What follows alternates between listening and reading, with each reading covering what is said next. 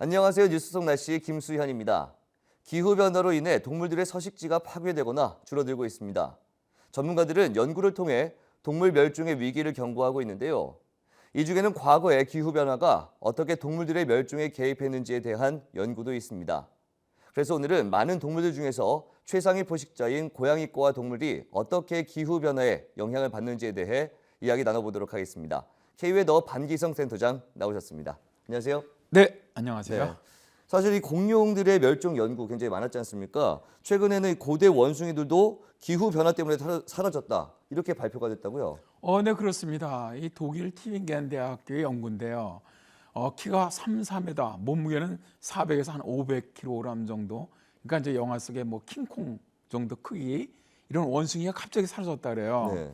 이 원숭이는 100만 년 전 번성했던 남아시아의 거대한 원숭이인데 10만 년 전 갑자기 멸종했다고 합니다. 그런데 이들의 멸종이 바로 기후변화에 적응하지 못했기 때문이다. 이런 얘기죠.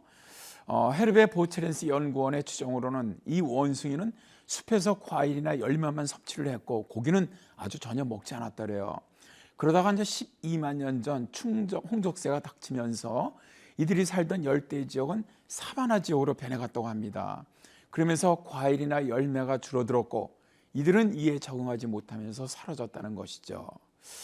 이들은 연구에서 대형 원숭이의 멸종에는 다른 다양한 원인도 물론 있었겠지만 그 중에서도 기후변화가 가장 큰 역할을 했을 것으로 보고 있습니다. 네. 이 많은 동물학자들이 동물들이 사라져가고 있다는 것에 대해서 많은 우려를 하고 있지 않습니까? 과연 이 동물들이 사라진 후에 사람들이 살아갈 수 있냐 이런 거죠. 그렇습니다. 이 아인슈타인 박사가 꿀벌이 사라진다면 인류도 4년 뒤에는 사라질 것이다. 이런 경고를 남겼을 정도로 사실 동물의 개체수가 사라지고 있는 것은 지금 사실입니다. 그래서 이제 오늘은 지금까지 동물 세계에서 최상위 포식자로 군림하고 있는 고양이과 동물과 기후변화에 대해서 좀 이야기를 해보고자 합니다. 네. 고양이과 동물이라고 하면 우리가 많이 알고 있는 게 사자라든지 호랑이, 표범 뭐 이런 사실 쟁쟁한 어떤 동물들이 아닐까 싶은데요. 이 동물들은 오랜 기후 변화 시대에도 살아남은 그런 동물이라고 들었습니다. 네, 그렇습니다. 이 고양이과 동물로는 말씀하신 것처럼 사자나 호랑이나 표범, 제규어, 치타, 살쾡이, 퓨마, 스라소니, 오실롯 이런 동물들이 있죠. 이들은 이제 오스트레일리아와 남극 대륙을 제외한 거의 모든 대륙에 지금 살고 있는데요. 네. 포유류 중에서는 이제 먹이사슬의 맨 꼭대기를 차지하는 아주 대표적인 육식동물이죠. 아주 감각기관이 매우 잘 발달되어 있다 보니까 사냥을 잘합니다. 그래서 굉장히 오랫동안 살아왔는데요. 그런데 이들의 개체수가 지금 매년 줄어들고 있습니다. 이제 물론 가장 큰 원인은 사람들의 무분별한 포획 때문입니다. 그리고 이제 두 번째가 바로 기후변화에 적응하지 못하기 때문이기도 하죠. 네.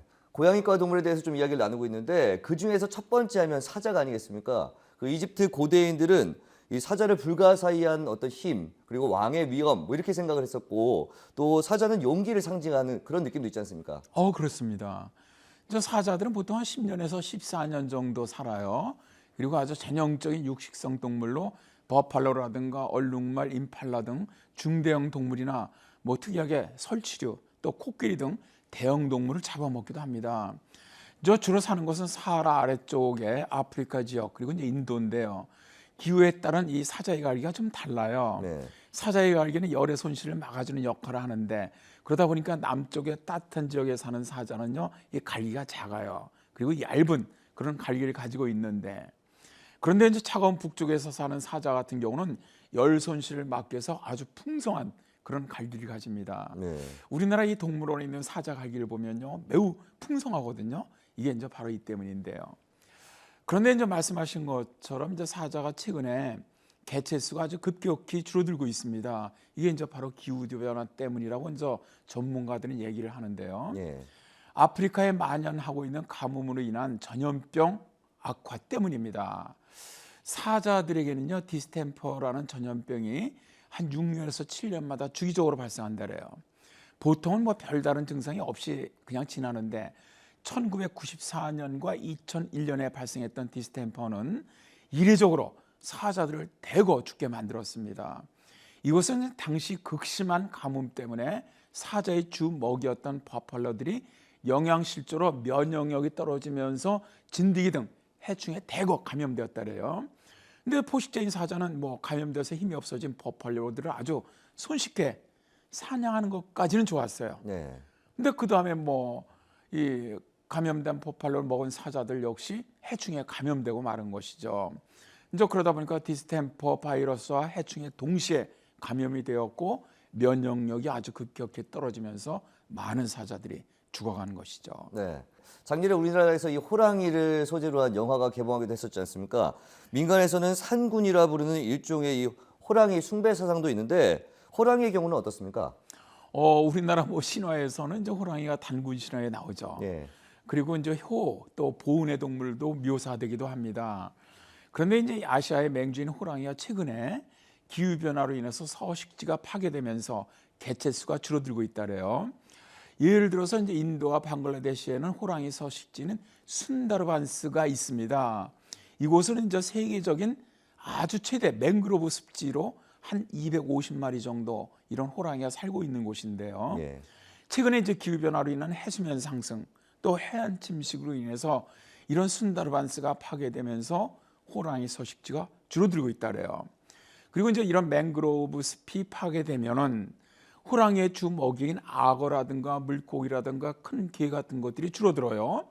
또 해수면이 상승하면서 염분의 유입이 많아지면은 나무들이 이 색을 잃고 야이어가거든요. 그러다 보니까 호랑이가 이들 사이에서 위장하는 것이 어려워지기도 합니다. 결국 이제 호랑이가 어떻게 보면 밀렵꾼들에게 쉽게 노출이 되면서 먹이를 구하기가 점점 어려워지기 때문에 최근은 이제 호랑이들이 마을에 접근해서 사람을 공격하기도 한다래요. 네, 그러니까 TV를 보니까 인도라든지 방글라데시에서 이 호랑이가 많은 사람들 좀 물어서 죽는 경우들이 있는 걸 봤거든요. 네네. 이런 것도 좀 기후의 변화의 영향이었다. 아, 참 안타깝기도 합니다. 이 고양이과 동물하면 표범도 좀 많이 떠오르지 않습니까? 표범은 어떻습니까? 표범은 이제 주로 사막이라든가 습지, 숲, 바위 이런 지역에 사는데 주로 이제 사는 곳이 북아프리카, 아라비아 반도, 서남아시아, 인도, 중국, 러시아 또 이 자바섬에도 분포를 해요. 그런데 이제 기후 변화로 인한 표범 중에서 눈표범입니다. 예. 이 멸종위기가 아주 가장 심각하더래요. 이게 이제 히말라야에 사는 그 눈표범이 기후 변화로 인해서 개체 수가 크게 줄어들고 있는데요. 이 눈표범은 수목 한계선이 끝나는 지점, 여기서부터 이제 눈 라인이죠. 설선이 시작하는 지점 사이에 거기 삽니다.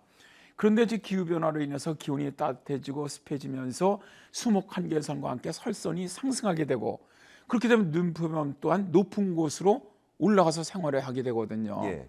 그러나 이제 높은 곳에는 초목이 부족하고 따라서 눈표범의 주먹이가 되는 초식 동물이 굉장히 부족해져요. 그래서 이제 동물학자들은 현재 속도로 만일 기온 상승이 지속된다면 눈표범은 사라지지 않을까 뭐 이렇게 추정을 합니다. 그리고 이제 마지막으로 스라소니도 표범하고 굉장히 비슷해요. 네. 이것도 이제 높은 고도에 위치한 산림 또 평원이나 주로 이런 데서 사는데요. 스라소니는 추위에 적응해서 두꺼운 털을 가지고 있고 또 깊이 쌓인 눈 위에서 사냥하기 아주 좋은 발을 가지고 있습니다. 그런데 이제 온난화가 지속되면서 산 위의 적설 면적이 적어지고 있거든요. 예.